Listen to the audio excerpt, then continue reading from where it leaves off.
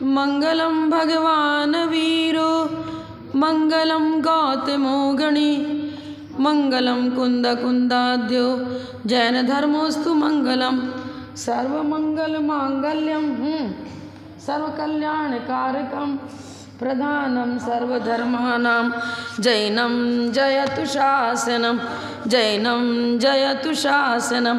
जय बोलो श्री अनंतानंद परम सिद्ध भगवान की 1000 से चिंतामणि पार्श्वनाथ भगवान की, परम पूज्याचार्य श्री आदिसागर जी महाराज की, परम पूज्याचार्य श्री महाविकृति जी महाराज की, परम पूज्य प्रथम गणनियारिका रत्न श्री 105 विजयमती माता जी की, जैन धर्म की, जिनवाणी माता की,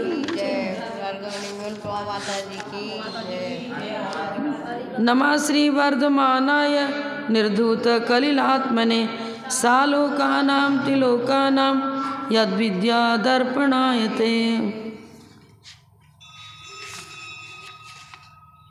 कितने नंबर का?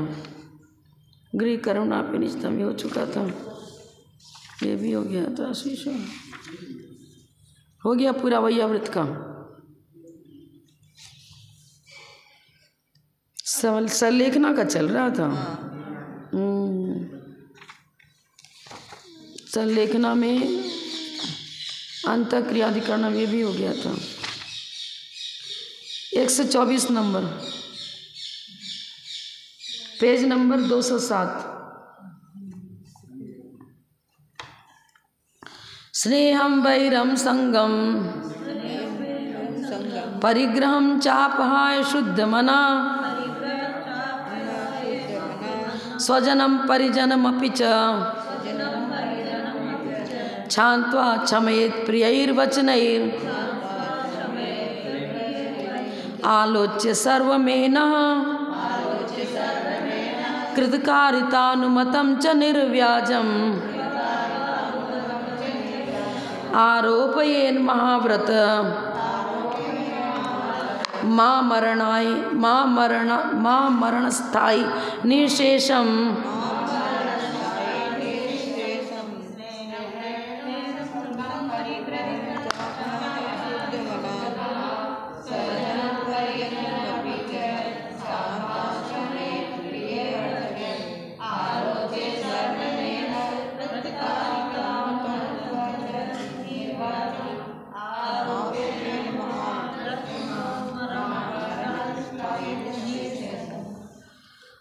संलेखना व्रत धारण करने की विधि सबसे पहले दिया स्नेह, राग, पर के प्रति धन संपत्ति परिवार परिजन पुरजन उनके प्रति मोह बुद्धि रहेगी तो संलेखना नहीं हो पाएगी। मोह किसे कहते हैं? पंचेंद्रिय विषयानुराग जब हमारे अंदर में होता है, अरे मेरा बेटा इसके बिना मैं कैसे रहूँगा, अब बेटा अरे माँ पिताजी मेरे स्वर्गवास हो जाएगा तो मैं क्या करूँगा, अनाथ हो जाऊँगा। तो ये चीज़ जो राग है पर द्रव्य के प्रति, ये मेरा, मैं इस रूप छड़ाला में भी है, मैं सुखी दुखी मैं रंग कराव करके। तो अब अन्य जो हमारे आचार्यों ने बताया है, जो वस्तु अपने स्वरूप में गर्भित नहीं है उनके प्रति जितनी मेरा लगाव होगा वो सब मोह ही है। शरीर के प्रति लगाव वो भी मोह है। और रोग शोक आदि व्याधि हो गए, इसमें जो आर्त ध्यान हो रहा है वो भी स्नेह का ही प्रतीक है। शरीर से राग है तब तो बेचैन हो जा रहे हैं कि अरे आप पीड़ा सहन नहीं हो रही है। और जो शरीर को अपना नहीं मानते हैं, आप सोचो गजकुमार मुनि के ऊपर सिर्फ सिकड़ी जला दी गई, अपने आत्मस्वरूप में मग्न है। 5 पांडव गरम गरम वहाँ पर। अब आपको आजकल के युग में तो ये आपको तो छोड़ हमारे से ही संभव नहीं है। कारण ये है कि एक तो सहनन कम है, सहनशीलता कम है। वज्र विषभ नाराज सहनन होगा तभी तत्वासुत में लिखा उत्तम सहनस एकाग्र चिंता निरोधो ध्यान मांतर मूर्ता। उत्तम सहनन मतलब वज्र विषभ नाराज आदि सहनन। तो इतनी सहनशीलता होती है जिससे कि पीड़ा को हम सहन कर सकें।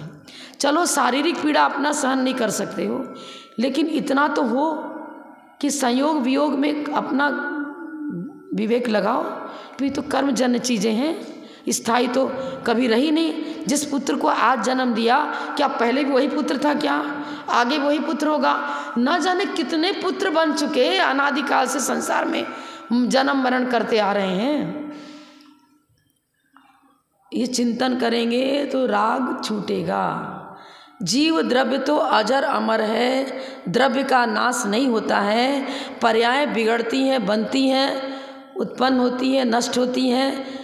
तो पर्याय तो स्वभाव से क्षणिक है ही। जो स्वभाव से क्षणिक है उसको स्थायी बनाने का प्रयास करना ही मूर्खता है। मूर्खता है। तो स्थायी जो हो ही नहीं सकता उसको स्थायी बनाने का कैसे प्रयास करें? ये चिंतन करेंगे तो राग मोह छूटेगा, और नहीं तो नहीं छूट सकता।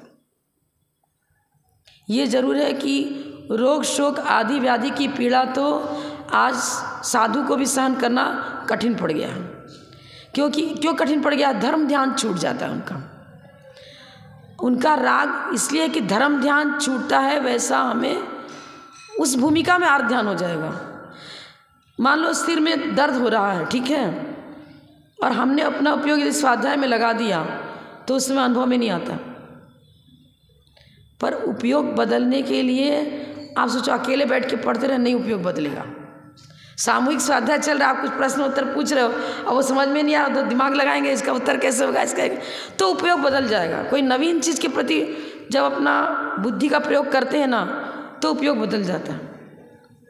इसीलिए तो कहा है संबोधन करना, दूसरा संबोधन करेगा, अपने आप अरे बैठे बैठे नमकार मंत्र पढ़ते रहा करो, नहीं, शरीर की तरफ उपयोग चला जाएगा अल्टीमेटली। और कोई दूसरा कुछ विशेष तरीके से अलग अलग अपनी टेक्निक लगा रहा है, कुछ दृष्टांत भी सुना रहा है, कुछ कहानी भी सुना रहा है, तो कुछ रोचक बना दिया उसने, उसे उपयोग लग जाएगा। उपयोग को बदलना पड़ेगा। तत्व ज्ञान के बिना उपयोग नहीं बदलेगा। तत्व ज्ञान करेंगे तो उपयोग बदलेगा, और उपयोग बदलेगा तभी ये राग को धक्का देकर हटाना चाहो नहीं हटेगा। तत्व ज्ञान पूर्वक राग हटेगा। मेन स्विच बंद कर दिया, ये फैन लाइट सब अपने आप बंद। तत्व ज्ञान में इतनी शक्ति है कि वो मिथ्यात्व को हटाना हो तो तत्व ज्ञान पूर्वक छूटेगा। राग द्वेष क्रोध मान माया लोभ सारी कसायों को हटाने के लिए इनको धक्का देकर भगाओगे तो नहीं भगेंगे। ये हमें क्रोध नहीं करना, रटते रहो, भगवान रोज जाप करते रहो, कुछ नहीं होने वाला है, आएगा ही आएगा। जब स्वरूप का ज्ञान होगा। ये सब कर्मजन्य पर्याय हैं, और कर्मजन्य पर्यायों से ना मेरा हित होना है ना अहित होना है। नरक में भी जा करके वो व्यक्ति नारकी क्षायिक संदर्शन नहीं प्राप्त कर सकता, बाकी क्षोभसम संदर्शन प्राप्त कर लेता है। सातवें नरक का नारकी भी कुछ कम 33 सागर तक अपने समय दर्शन को बनाए रखता है। कैसे? तत्व ज्ञान से। यहाँ पर उसको कहो वहाँ कौन सा तत्व ज्ञान है, वहाँ कौन सा उपदेश मिल रहा है? वो जाति स्मरण बहुत बड़ा तत्व ज्ञान पैदा कर लेता है। लोग कहते हैं ना दुख में भगवान ज़्यादा याद आते हैं। अब जब वहाँ मार पड़ती तब उसको याद आता है कि अरे मैंने चोरी करी थी, मैंने ये पाप किया था, मैंने शराब पिया था। अब वो इतना दुखी होता, आप कभी भी भूल करके भी ऐसा पाप नहीं करूँगा जिससे ये दुख झेलना पड़े। ये जो मुझे दुख झेलना पड़ रहा है ऐसा पाप भगवान अब कभी भी नहीं करूँगा। गहरा पश्चाताप होता है, वहाँ पर उसको समर्पण की प्राप्ति हो जाती है। पश्चाताप से, पश्चातापात फलच्युति, विशुद्धि बढ़ती है।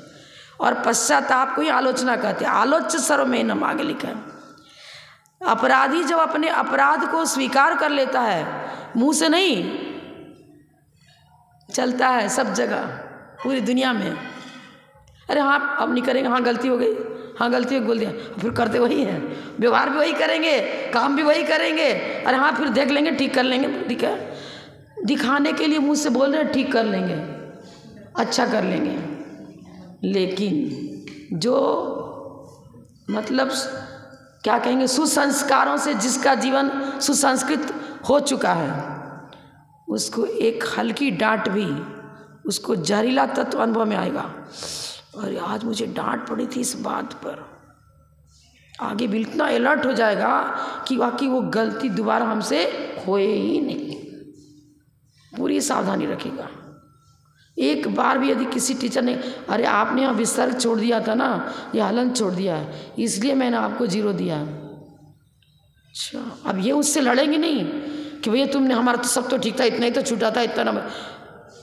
जो विनयशील होगा, सुसंस्कृत होगा, वो गुरु को कभी रिप्लाई भूल करके भी नहीं देगा, चाहे गुरु उसको बिना अपराध के भी डांट रहे। गलत फहमी बस कभी किसी ने लगा दिया उधर, समझ लिया कि इसने गलती करी, तो भी वो रिप्लाई नहीं देगा। पुरानी लोग ऐसे ही थे, वो घूंटा खाड़े बहुएं बैठी रहेंगी, ससुर जी जोर से भी डांट रहे ना, तो उधर देखेगी नहीं, बच्चा बैठी रहेगी, नहीं कुछ नहीं, जवाब नहीं देना, बड़ों को जवाब देने का पद्धति थी ही नहीं जैन संस्कृति में। देश की संस्कृति, भारतीय संस्कृति इस प्रकार की नहीं थी। अब ये सुसंस्कार ही अमृत का काम करते हैं। आलोचना क्या करी? आलोचना का मतलब अपराधों को निकालना। भगवती आराधना बहुत अच्छी कल मैं पुस्तक लेके आऊँगी, क्या है तो मतलब उसमें लिखा है, आप स्वदोष गूपन त्यजनम आलोचना, कई परिभाषाएं थी, एक दो तो याद है मुझे। स्वदोष गूपनम त्यजनम, अपने दोष को किसी मेथड से छिपा लेना। नहीं मैंने कहा किया था, अरे वो तो इसलिए ऐसा हो गया था, इसलिए ऐसे हो गया, अरे कुछ नहीं, वो तो जरा सा ऐसे हो गया, अरे अभ्यस्त हो गया ना इस तरह बोलने का, दाव पेच करने का अभ्यस्त हो गया। एग्जैक्ट अनुभव में हो रहा है कि ये चीज़ हुआ है, इस तरह से हुआ है, फिर भी अपनी दोस्त को छिपाने का, सामने वाला का भी दोस्त छिप जाए, मेरा भी छिप जाए, उसका भी छिप जाए, और टोकने वाला ही गलत जाहिर हो। जिसने गलती को टोका है ना, उसको ही जलील किया जाए, और हम मित्रगण तो बिल्कुल सफाई दे दिए, साहब हम तो निरपराध हैं। ऐसी स्थिति में गुरु क्या करेगा फिर? अच्छा, अब मुझे ही दंडित किया जा रहा है, ठीक है, तू अपनी जिंदगी खुद जी, गलत बोलना गलत ही बोलता रहा, जैसे करना वैसा करता रहा, तेरा जीवन तू जान। क्योंकि पात्र के अंदर दिया गया संस्कार फलीभूत होता है। बंजर भूमि में कोई किसान बीज डालेगा तो इंक्रीमेंट तो छोड़ दो, जितना बीज बोया था वो बोरी भर बीज भी बर्बाद गया। हम अपनी एनर्जी क्यों बर्बाद करें? लेकिन जो टीचिंग लाइन में रह चुका, कुछ दिन तो सोचा हाँ नहीं बोलेंगे, फिर कभी अचानक बोलने में आ जाएगा, क्योंकि टोकने का अभ्यास है। उस समय शिक्षक ही अपराधी है। उस पुत्र हो या विद्यार्थी हो या कोई भी व्यक्ति हो, उस समय उसके भाग्य पर उसको छोड़ दो, जा जना जी जा, मोह नहीं करना, क्योंकि उससे अपना जीवन विषाक्त हो रहा है ना, आर्ध्यान की भूमिका पैदा हो रही है। कोर्ट में भी इस तरह से कई जगह लौकिक नियमों में भी है। जैसे मान लो कि आप अपनी आलोचना कर रहे हो, फिर अब गुरु कहेंगे हमने ठीक से नहीं सुना, फिर सुना, अब थोड़ा बदल के कुछ, थोड़ा भाषा चेंज हो रही है, कुछ चेंज है, अरे अभी भी नहीं सुना, फिर सुनाओ। अब 3 बार अलग अलग आ रहा, इसका मतलब ये मायाचारी है। और वैसा का वैसा, वो 5 रत्न चुरा लिए थे ना सत्य घोष वाले में। अब देखो उसको कितने दूसरे रत्न मिला करके, जब रानी, पूरी कहानी क्या सुना आपको तो मालूम ही है, तो रानी ने सब उसके रत्न आगे रख दिए, बता निकाल इसमें तेरा कौन सा रत्न है। ये भी हो सकता है, नहीं, उसने अपने ही 5 ही निकाले, ज़्यादा कम कुछ नहीं, यही मेरे हैं, वही निकाला, और बार बार वही बोला कि नहीं इसी तरह के कलर थे, ये ऐसा रत्न था, ये इतनी स्काई का ऐसा, मैंने जो जितनी बार पूछा आंसर एक का ऐसा ही दिया। सत्य घोष तो झूठ चुरा के ले गया था, नाम था सत्य घोष, और था सत्य घोष नहीं, सारे द्रोणों से भरा घोष था, वो सत्य घोष नहीं था। जो ऊपर से सत्य बोलने की चेष्टा करता है और दोषों को छिपाने की चेष्टा करता है, उसी को समझ लो कि पूरे इंडिया में शायद जिसके पास उन दोषों का उतना सजा नहीं है, पर अपने दोषों को छिपाने की कला जिसके पास है, उसके दोष का तो कोई इलाज, मतलब ट्रीटमेंट ही नहीं। स्वदोष गूपन त्यजनम आलोचना। मेरे साथ तो भैया कितने लोग महाराज माता जी लोग बोलती हैं। एक बार एक माता जी ने हमसे बोल दिया था, माता जी सुनील साहब महाराज की माता जी थी, आश्रमती माता जी। तो क्या हुआ, हमारे संग में कमरे में ही चैत्यालय था, रहता ही अभी तो ऊपर की चैत्यालय कमरे में था। अब जब जाप स्वाध्याय में, वो तो वृद्ध थी ना, तो हम उनके कमरे में जाकर स्वाध्याय कराते थे, उनको आने में तकलीफ पड़ती थी, तो सब सामूहिक स्वाध्याय। तो कभी कभी वो अरे माता जी आपको तो परिग्रह नहीं रखना चाहिए, ताला क्यों लगाते हो कमरे में, ताला नहीं लगाना चाहिए, ये तो आपको दोष लगेगा। तो मैं क्या करूँ, 1-2-3 बार प्रतिमा चोरी चली गई, नहीं लगाया, तो पहले नहीं लगता था अपने संग में ताला। तो एक बार चांदी की प्रतिमा चली गई, एक बार पार्श्वनाथ की चली गई, तो हमने उनके अनसुनी कर दी। एक बार उसने कहा सोने की माला रखते हो तो ये भी तो परिग्रह हो गया, स्वर्ण हाथ स्वर्ण धन। देखो बात सही बोल रही हो, सुनो। अब हम आगरा में गए तो एक सेठ जी थे, वो उन्होंने कहा नहीं माता जी आप इससे फेरो, कई गुना इसका फल होता है, ये होता है, फिर भले ही आप दे देना गिफ्ट में हमको दे देना। लेकिन उसने 3-4 बार टोका। एक आए मंदिर वाले, हमको सोने की झाड़ी बना, हमको ये ले जाओ, हटे कम से कम जरा, फिर फटाफट दे दिया। कोई कहता पंखा, हाँ जरूर, मैं तो कहती हाँ आती 4 है।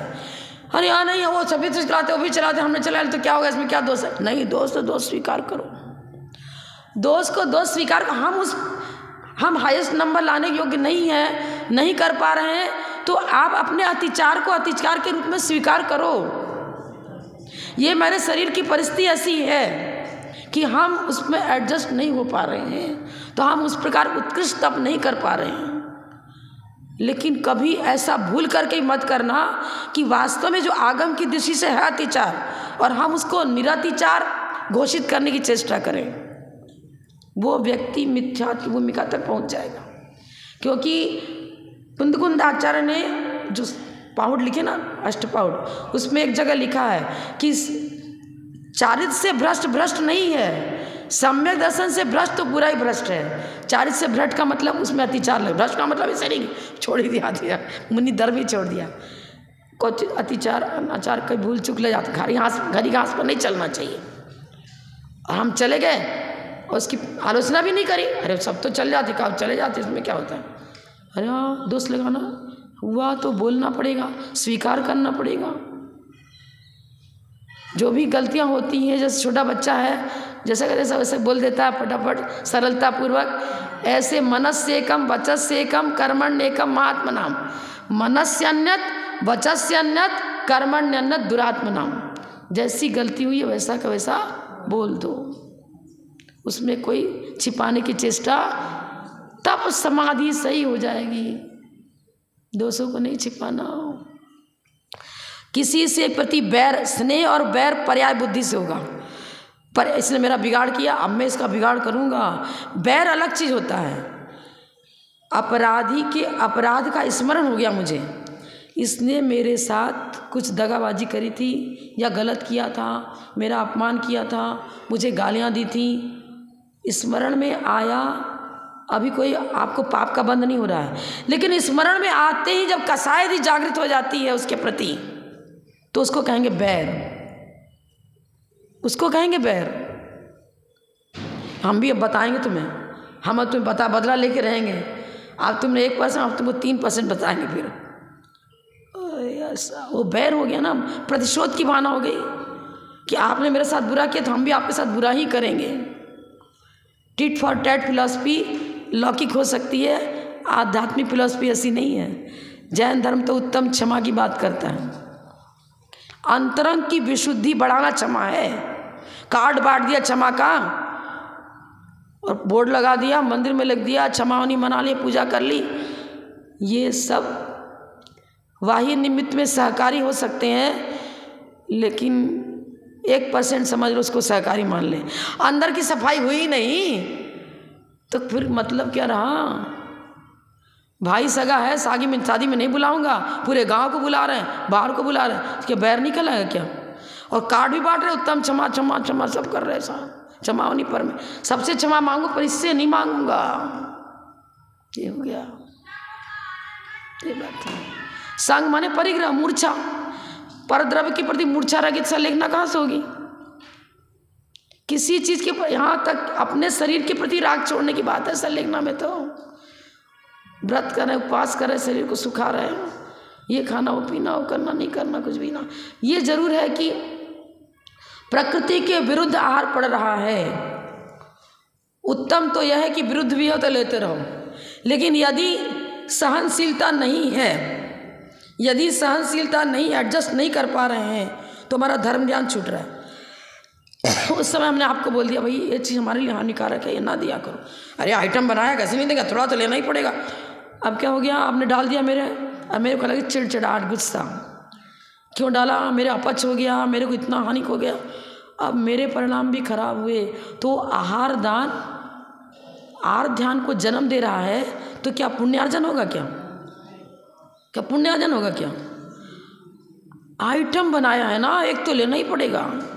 सुबह से शाम तक मेहनत की, इतना 3 घंटे मेहनत करी है, और आप मैं बनाने से, ठीक है हम बनाएंगे ही नहीं, क्या वो जवाब देंगे संघ वाले, आप नहीं तो बनाएंगे नहीं, और मेरे को अनुकूल नहीं पड़ रहा है। मान लो आपका बच्चा औषधि ले रहा है, तो पूरे परिवार को औषधि खानी पड़ेगी वही। अरे किसी को शुगर है, उसको डॉक्टर ने शक्कर मना किया है, तो उसको पूरे घर को शक्कर नहीं खिलाएंगे क्या? पर ये फिलॉसफी चलती है संघ में भी। अरे हम बनाएंगे ही नहीं, अरे मैं, आप खाओ खिलाओ, मुझे अनुकूल नहीं पड़ा, मुझे नहीं लेना। यही सब भूमिका कुछ होती है ऐसी, जिससे कि दान का पुण्य देने वाले को भी नहीं, और मेरी आहारचर्या मेरे भी परिणामों में विकृति आ जाती है। आहार दान को सबसे पहले क्यों लिखा? आहार दान, ज्ञान दान, औषध दान, अभय दान आता है ना। आहार दान मूल गुणों, 28 मूल गुणों का दान, 5 महाव्रतों का दान, 84 लाख उत्तर गुणों का दान, क्योंकि प्रकृति के अनुकूल आहार दोगे तो वो हमारे धर्म ध्यान में गुणाकार रूप से लाभदायक बनेगा। हम अपनी चर्या सही पाल सकेंगे, हमारा अच्छी विशुद्धि बढ़ेगी, और अच्छा पकवान बनाए खाना ही पड़ेगा। अच्छे पराठे सेके हैं ना, अरे कुरकुरा है, कुरकुरो अच्छा लाल बढ़िया सेका है, खाओ तुम तो। अब पच रहा ही नहीं रहा है भाई, और छिप क्या है, इधर पीछे से डाल दिया, इधर से डाल दिया, उधर से डाल दिया। ये सब पाप बंध का कारण है, पुण्य नहीं होगा इसमें। इसको कहते स्नेह, मोह। साधु से भी मोह करके आहार मत दो, मोह बुद्धि से आहार मत दो। ये भावना भाव कि इनका व्रत उत्तरोत्तर गुणाकार रूप से बढ़े, इनका तप बढ़े। यदि ये रोगी हैं तो रोगी को रूखी रोटी खिला करके प्रसन्नता रखो, इनको डाइजेस्ट वही हो रहा है ना, इसलिए मुझे वही देना है, इनको नहीं करना। आपने तो आधा घंटा दे करके फ्री हो गई, और उसका फलादेश 24 घंटे मुझे भोगना पड़ रहा है, रोग बढ़ा रहा है, जाप छूट रहा है, स्वाध्याय छूट रहा है। ये बहुत गहरा, एक एक लाइन बहुत गहरा है। स्नेह ना पुत्र से करो, ना परिजन से करो, ना किससे करो, ना गुरु से करो। गुरु ने ज़्यादा डांट दिया, मैं तो जाऊंगा ही नहीं इनके पास। अब क्या होगा, बैर नहीं आगे, बैरम। अरे इनकी जय भी मत बोलना, इनकी जय बोल दी तो आपसे हम बात नहीं करेंगे। आपने इनकी जय क्यों बोली थी, अब मेरे पास नहीं आना, अब तो जाओ उधर। भयंकर। मैं तो संघ में घटित घटना, ऐसी ब्रह्मचारियां भी संघ में रह चुकी हैं। कहाँ तो खूब लाड़ प्यार से रहीं, और कहाँ इतना बैर कि इनकी जय भी सुनना नहीं चाहते, इनकी फोटो भी देखना नहीं चाहते। यहाँ खड़ी है तो ऐसे मुंह करके निकलेंगे, ये दिख ना जावे। क्यों?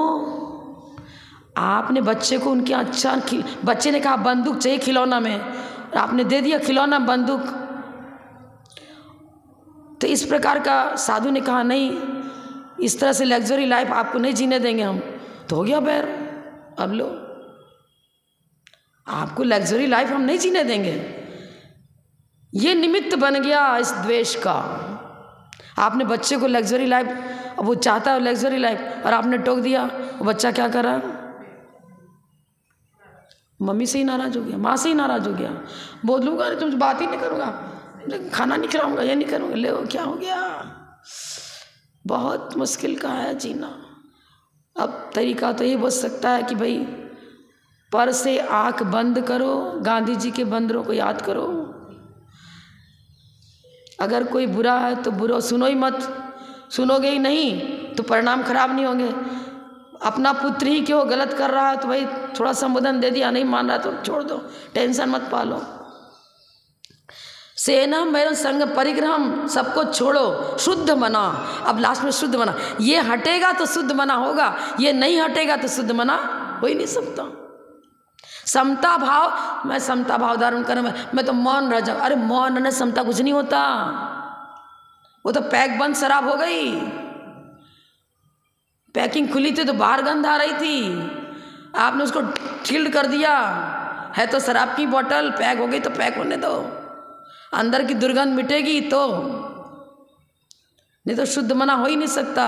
इसलिए तो लिखा पहले स्नेह, राग छोड़ो, द्वेष छोड़ो, परिग्रह मतलब बाह्य पदार्थ का आडंबर जोड़ने में लगे रहते वो छोड़ो, परिग्रह मूर्छा छोड़ो, ये सब छूटेगा तब शुद्ध मना, वह शुद्ध मन वाला सल्लेखना की विधि का पालन करते हुए अपनी इच्छित संरचना कर पाएगा। स्वजनम, स्वजन के प्रति, परिजन के प्रति, सबके प्रति क्षमा भाव रखो। पूर्वकृत घटनाओं का स्मरण करके उसके प्रति राग देश की प्रवृत्ति मत रखो। ये है प्रिय ही वचन है, प्रिय वचनों के द्वारा आलोच्य सर्वमेनम, इसको इस प्रकार की विधि का नाम ही आलोचना, अंतःकरण की शुद्धि ही आलोचना है। कृतकारित मन वचन काय कृतकारित अनुबंधा, 9 कोटि से परिणामों की विशुद्धि बढ़ाना। अगर परिणामों की विशुद्धि नहीं बढ़ रही है, आहार पानी का त्याग मत करो, आपकी संलेखना अच्छी होगी। और ये नहीं हो तो संलेखना के लिए तो उपवास जरूरी होता है ना, वो तो करना ही पड़ेगा, तो छोड़ना ही पड़ेगा, कोई जरूरी नहीं। भरत चक्रवर्ती ने तो दीक्षा ली, एक अंतर्मुख केवली बन गया। कौन सा तप किया था उसने? आराम से गृहस्थ जीवन में निरतिचार अपने व्रतों का, श्रावक धर्म का निरतिचार पालन किया, षट कर्मों का पालन करता था। आहारचर्या को प्रतिदिन, कोई उपवास तो उनके भरत भैम में ज़्यादा उसके विषय में कोई टॉपिक दिया ही नहीं है। बस जो एक राजा का कर्तव्य होना, राजा के अंश राजा का कर्तव्य निभाता था। श्रावक धर्म का निरूपण श्रावक धर्म निरूपण जैसा बताया वैसा करता था। मतलब एक चतुर्थ गुण स्थानवर्ती श्रावक के अंदर जो विशुद्धि होनी चाहिए वो उसके पास थी। परिणामों की निर्मलता होनी चाहिए। उपवास तो कर लिया, अब क्या ज़्यादा आज उपवास किया था ना, अब कल क्या हुआ, अनुकूल आहार नहीं हुआ तो कषाय जागृत। सब साधु हो या श्रावक हो या कोई भी हो, ये क्षुधा रोग जो है ना, भूख प्यास की वेदना, इसको सहन करना कोई मामूली बात नहीं है। इसमें जहाँ डिस्टर्बेंस होता है कि पूरा जीवन ही डिस्टर्ब हो जाता है, क्योंकि झेलने की योग्यता रहती नहीं है। जोर से प्यास लग रही है और हम कह रहे कि मुझे जल चाहिए, अरे पानी नहीं भी देना, पहले इसको खिलाओ, पहले मिठाई बनाती है खाओ, पहले रोटी, अब रोटी लाइन लगा तो रोटी दे रहे, अरे वाह, तब क्या करेंगे, अतिचार हम खुद लगाएंगे। हाथ बंद कर लिया, आँख बंद के बैठ गए और डिब्बे की तरफ देख रहे हो, बैठे रहो तुम भी, हम भी बैठे। अब उठाएंगे डिब्बा, उन्हें देना तो था मिठाई, अब देख माता जी नहीं, अब आप सूखा सूखा खिलाते रहोगे, बीच में जल नहीं दोगे, लिक्विड नहीं दोगे, तो खवेगा क्या, खाते बनेगा क्या? पर मैंने बनाई है वो पहले लेना पड़ेगा। ये जूस तो दूसरा लेके आते, इसका बाद में लेना, मेरा तेरा चल रहा है ना, मेरी बनाई चीज़ पहले जाना चाहिए पेट में। वो कहेगी मेरी, वो तो हम भी मुनक्कल है, हम भी मुनक्कल है, हम भी मुनक्कल है, हम मुनक्कल है, अब हम भी मखाना लाए, हम भी मखाना लाए, अब सबके मखाने ही खाते रहो, तो थाली लगाओ ही मत, खाली मुनक्का मखाना रख दो।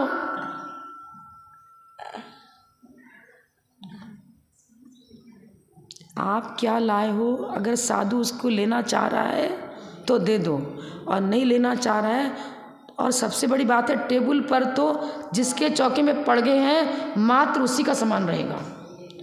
आप आगंतुक 20 लोग, 25 लोगों, 15 लोगों अपना अलग स्थान पर रखाओ, फिर आप अपना डिब्बा उठाओ, हम ले रहे थे, आपने टेबल पर एक पर चढ़ा के रख दिया, अब सारा डिस्टर्बेंस है, देने वाला डिस्टर्ब, हम लेने वाला डिस्टर्ब, क्या कर रहे हो आप, क्या नहीं कर रहे हो। आचार्य विमलसार महाराज के पास चित्राबाई आहार देने जाती थी बसंतपति, तो अब उसने उस समय महाराज घी लेते थे, नहीं, घी नहीं लेते थे, घी का त्याग था।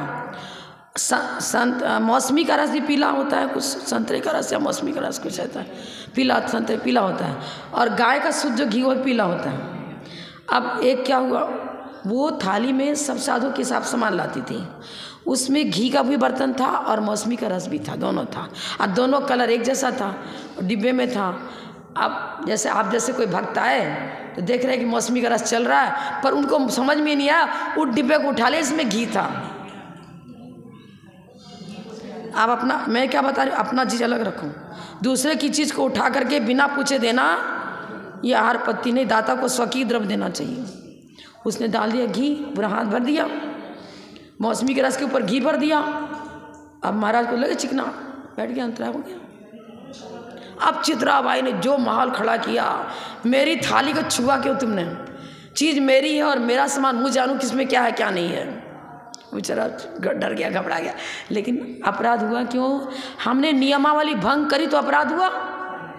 आप स्वकीय द्रव्य जानो कि आपने जो चीज़ बनाई है, बनाया कि विनीता ने, और आपने कह दिया कुछ नहीं, हाँ बिना नमक का ही, बिना घी का ही, बिना, और है उसमें नमक, आपने बुरा वाला उठा लिया नारियल का पानी, अच्छी का कोई वाली बुरा नहीं लेनी है, और आप कुछ नहीं, कुछ नारियल का पानी, खीर बनाया पूरा बताओ, शक्कर भी है इसमें, से केसर भी है इसमें, काजू भी है, खीर ले लो, चावल की खीर ले लो, खीर ले लो, दाल ले लो, दाल ले लो, और दाल है क्या है कि मूंग की है कि चने की है, मटर,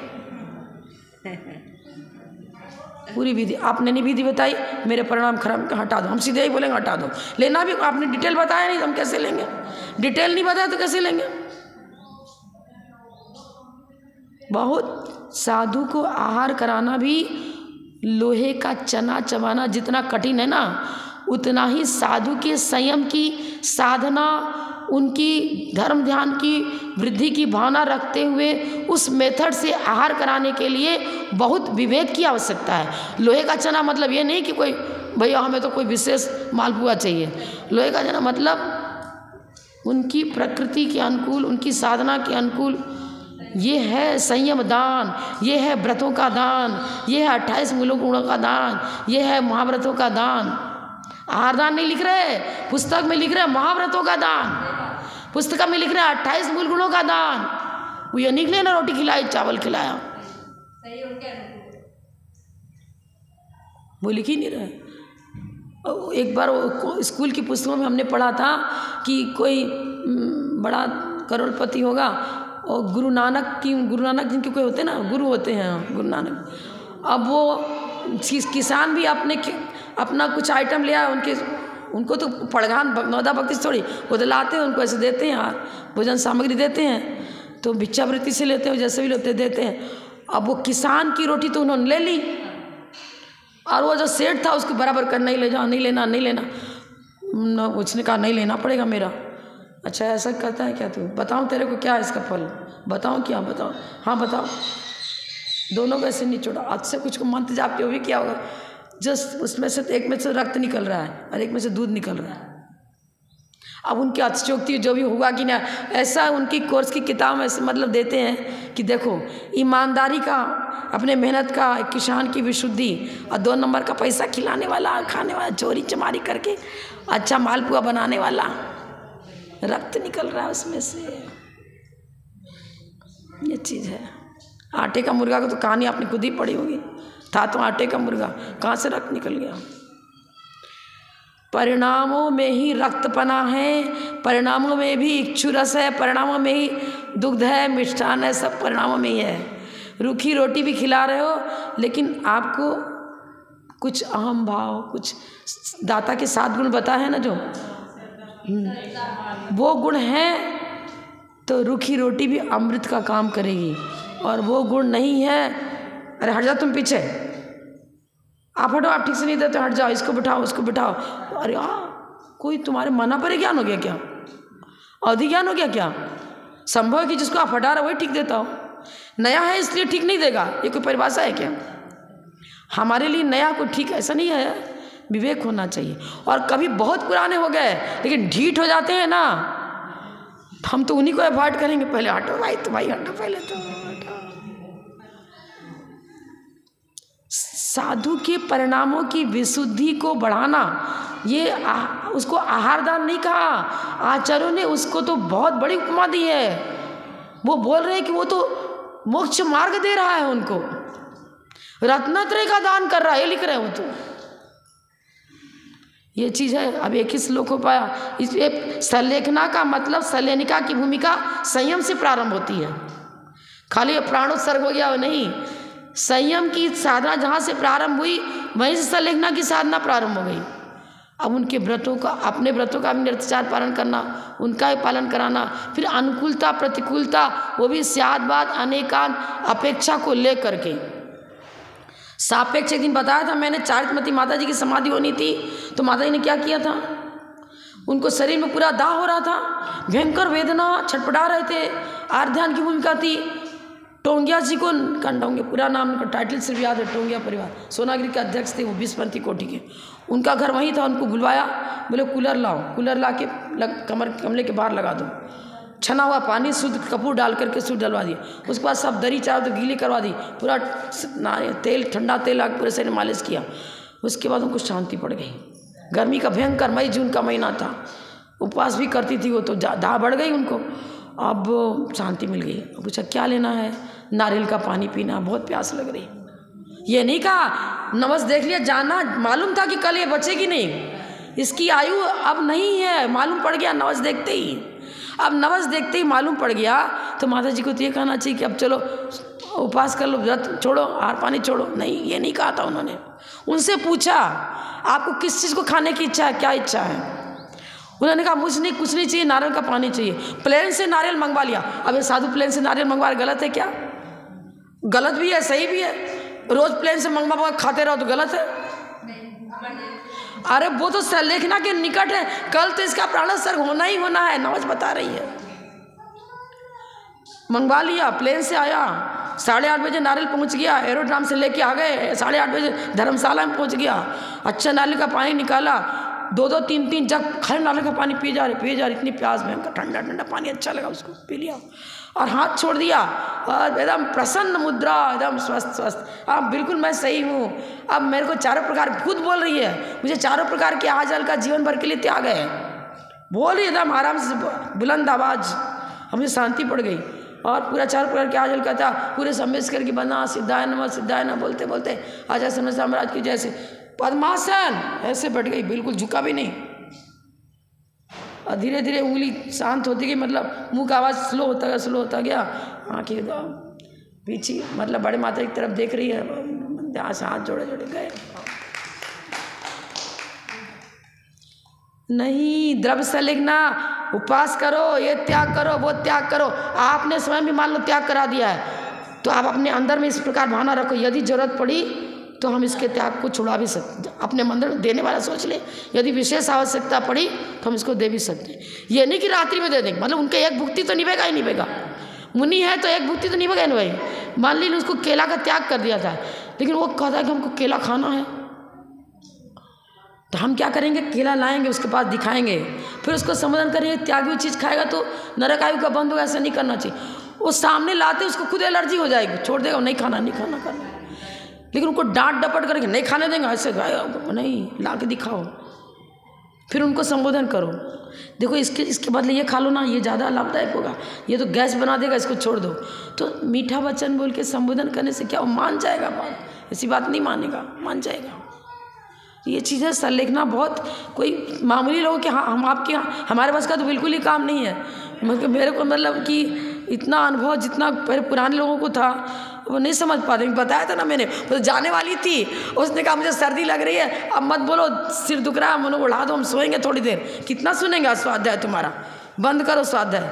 अब मैंने तो कहा बंद कर दिया, तो माता जी के पास से आवाज़ बंद हो गई। अरे क्या बंद क्यों हो गई तू?